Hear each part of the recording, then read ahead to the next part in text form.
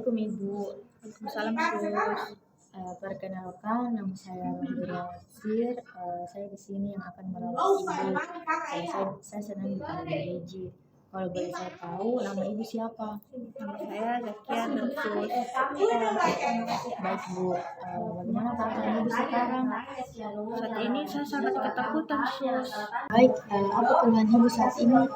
Saat ini saya merasa sangat terganggu Sus. Ada keluhan suara-suara aneh yang saya pun tidak tahu arahnya dari mana. Baiklah, bagaimana kalau kita bercakap-cakap tentang suara yang selama ini mengganggu Ibu? Mau duduk di mana dan bagaimana kalau di ruang tamu? Bagaimana kalau saya minta waktunya Ibu selama 30 menit? Saya maunya cuma di kamar Sus. Tidak Bu, saya akan bersama Ibu. Nanti saya yang bantu Ibu jika mendengar suara-suara aneh lagi. Sekalian supaya Ibu jalan-jalan keluar kamar menghirup udara segar. Baiklah Bu, kalau begitu ayo.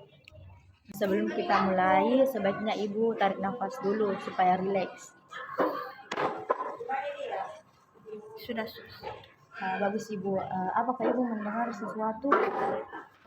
Iya Sus, saya sering mendengar suara-suara aneh yang saya pun tidak tahu arahnya dari mana. Apakah pengalaman ini terus-menerus terjadi atau sewaktu-waktu saja? Sering sekali Sus, apalagi ketika saya sendirian.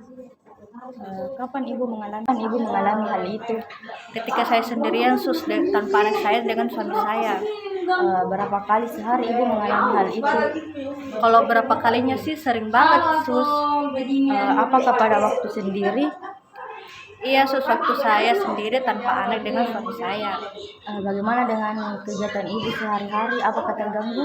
Yang jelas terganggu Sus. Kadang saya sampai tidak konsentrasi. Saya tidak bisa bebas dengan putri saya karena jujur saya sendiri takut kalau saya mencelakai putri saya sendiri.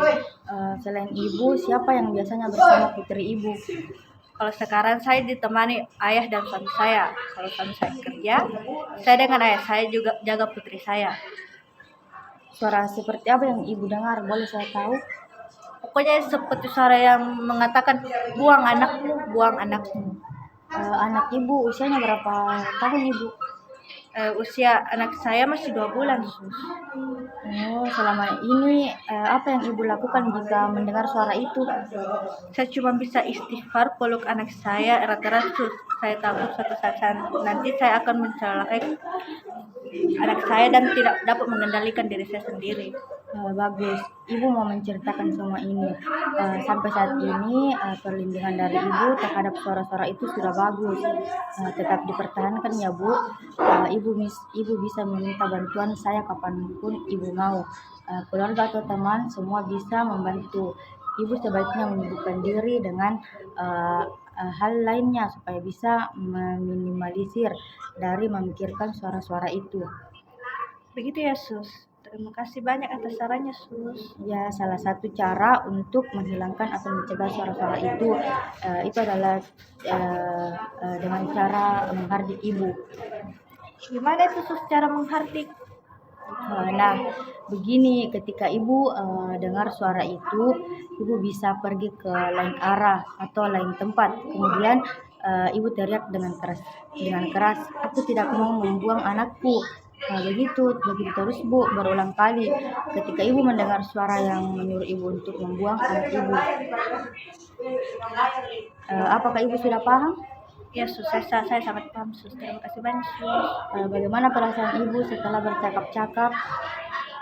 Ya, saya jadi yakin bahwa suara yang saya dengar itu tidak nyata dan tidak patut untuk saya percayai. Bagus Bu. Nah, untuk besok saya mau mengajarkan cara untuk mencegah suara-suara itu lagi. Kira-kira Ibu bisa pukul berapa?